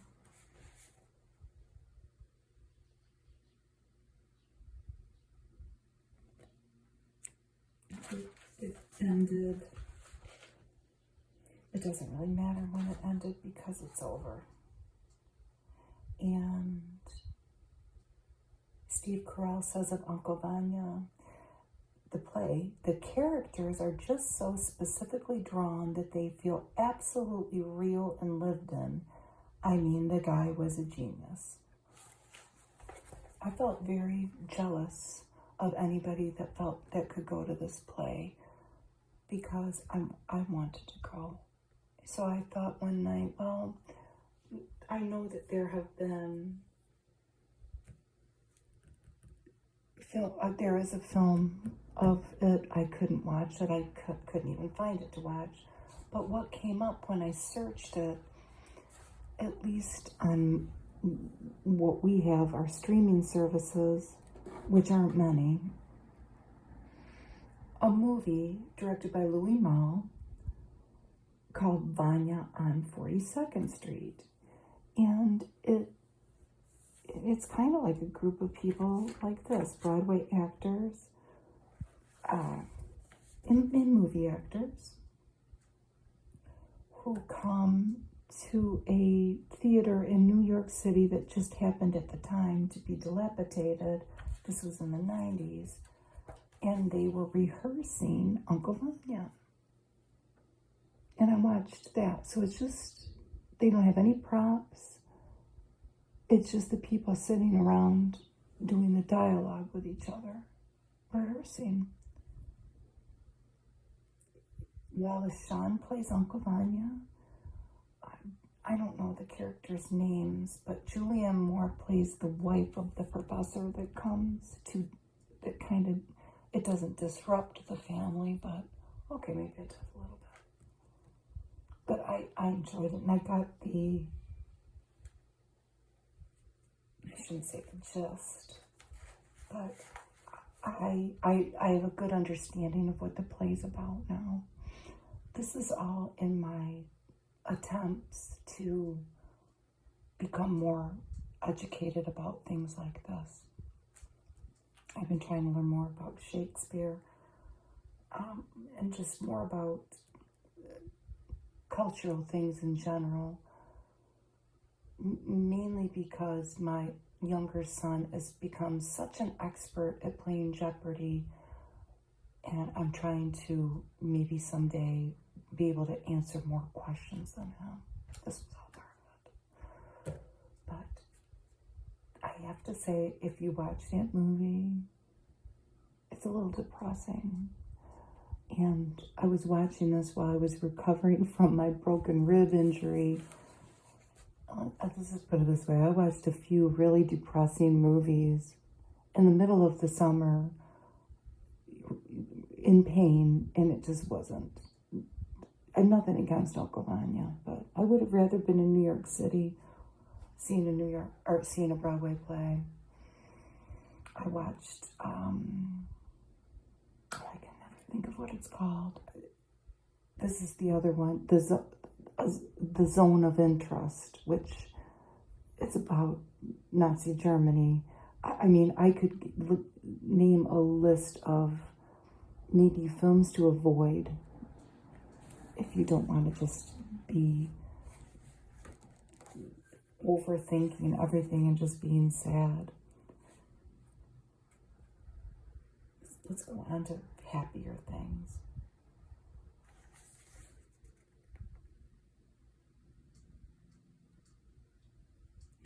Anyway, I'll just say this though. With these old plays, so this was written probably in the late 1800s. There goes a car. And then, of course, Shakespeare.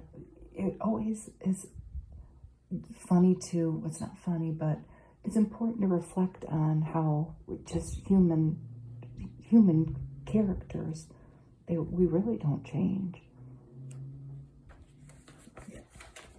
You know, our emotions and whatnot.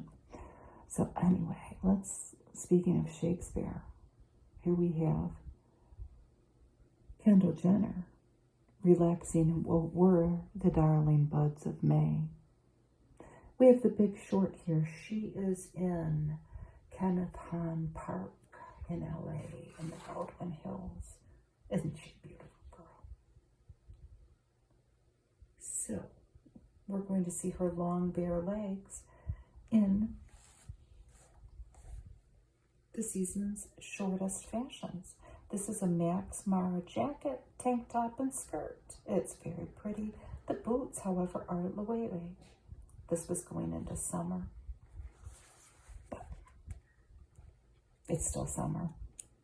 If you see any of this and you still want to look like this, go grab it. Michael Kors collection, mohair and silk, Polo Ralph Lauren sneakers.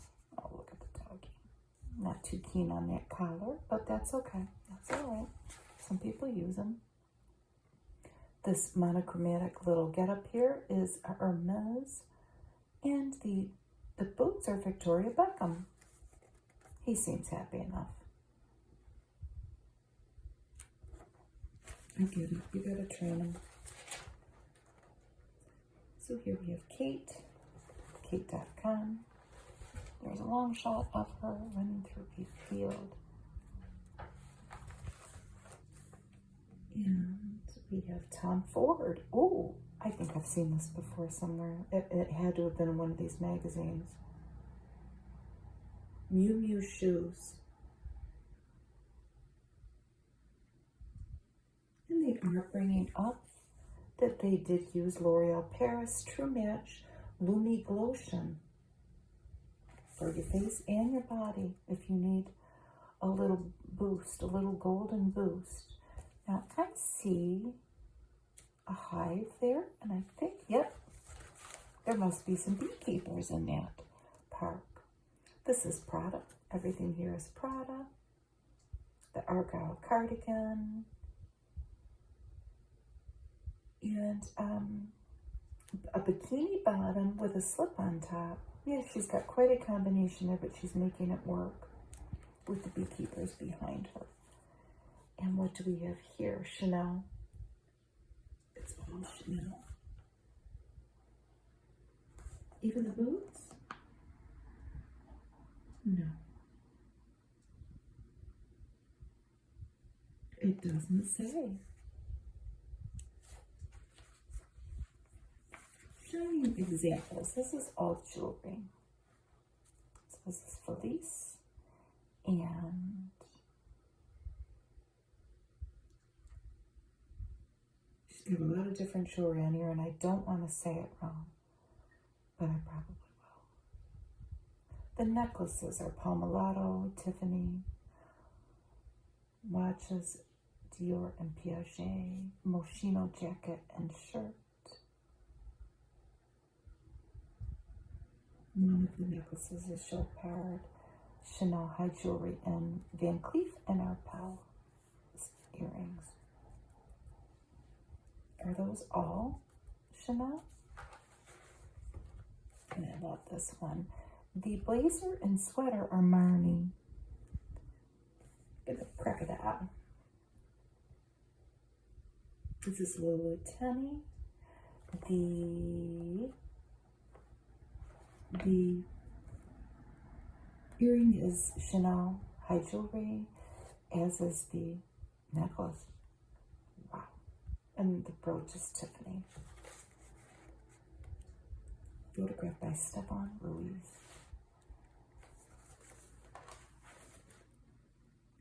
Paloma Alcesser. Model. Pretty. Okay, the earring is De Beers. The rings are Tiffany. Palmolato bracelet. And the hoodie is Balenciaga. This is after Stanley Simons. He's recently seen in the Iron Claw. Look at that beautiful earring. That is Dior Men earring. The necklaces are David Yurman, Homer, Chrome Hearts, and Tiffany. Cute. So this is the duo with the same outfits on, preppy looking, from the table of contents.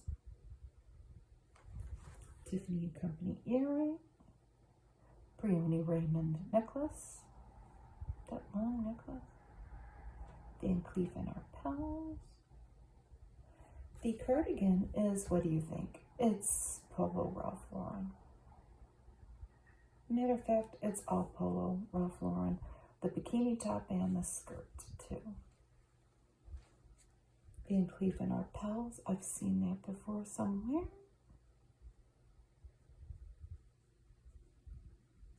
Mikimoto and Chanel high jewelry necklaces. Givenchy sweater and skirt. Chanel Givenchy. Very pretty.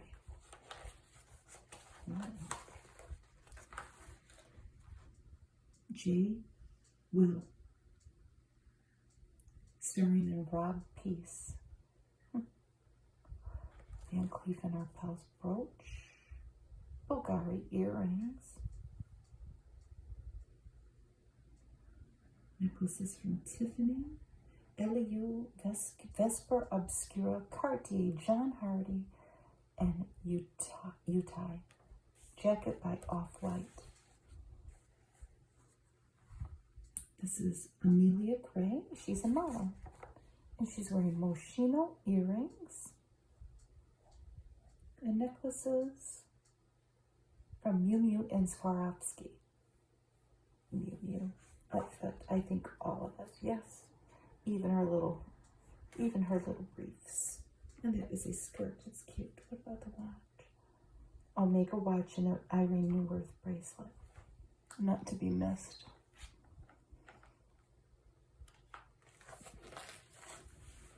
I think this might be my favorite part of Vogue. I think. I don't know. The double J dinner plate with the pretty dragonfly. Set of two, $220. Alberta Fieri dress, $2,400. Isn't that pretty?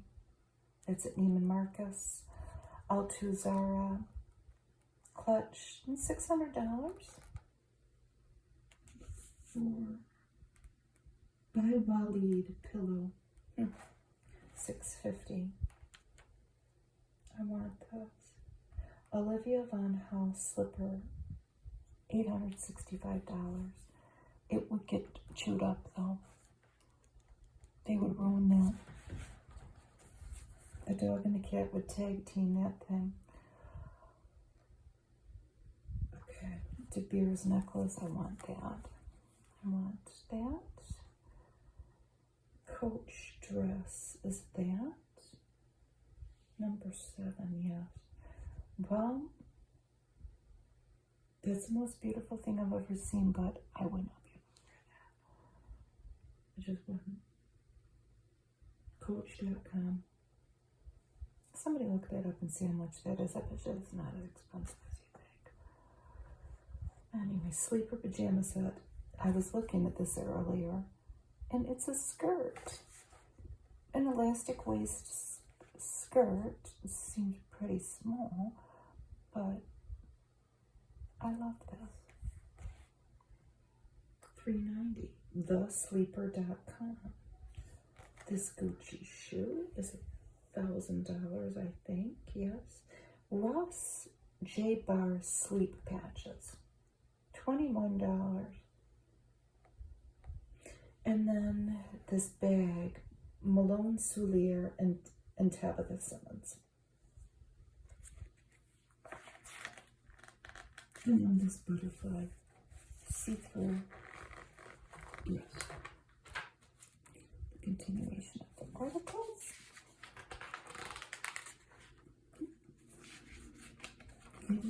Magazine, you can read them. They're all wonderful.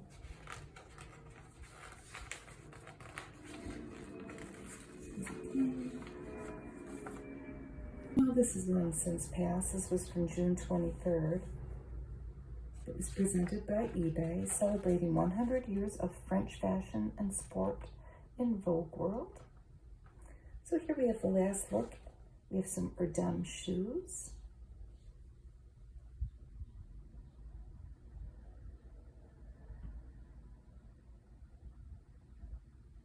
These are raw-edged satin kitten heels. Comfortable, charming, and decadent. So pretty. Chanel necklace. The origins of Coco Chanel's obsession with camellias range from the nostalgic to the romantic.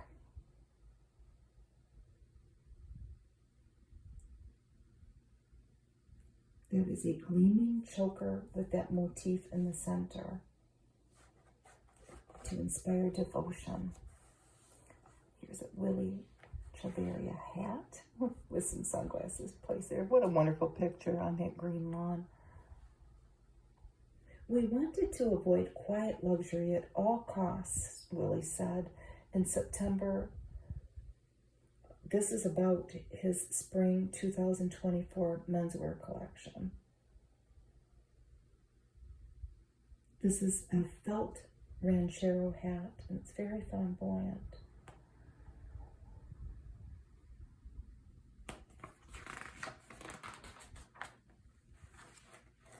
Balmain shoes. These are Eden flower heels.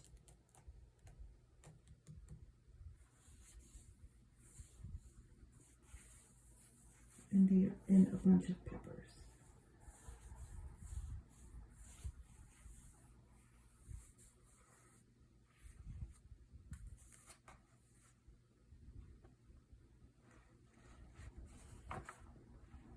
And we have an Alexander McQueen earring.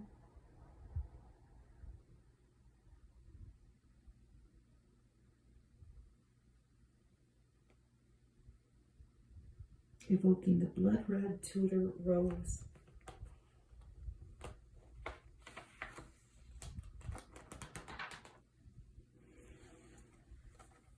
Remember we saw the Loewe kiwi?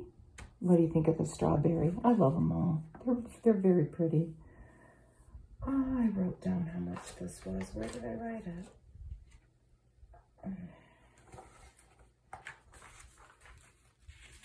Which one would you want? The strawberry or the kiwi?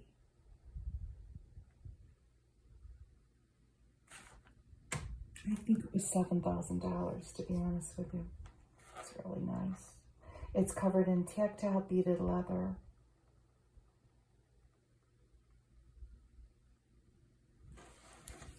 Polestar 3, yeah, and Rolex Perpetual. We've seen this ad before. There's different scenes from, I think they had 16 films featured in that ad campaign. So here we have Zendaya again, 27 years old, taking the world by storm. She looks so lovely in all of the pictures. Thank you for watching my video. It's good to be back doing Vogue again. I wonder how many I've missed. I will take this to the library and I will look for the June issue. I don't know what I'll come up with, but we will catch up. It may take us till Christmas, but we will catch up. Thanks for watching. Bye.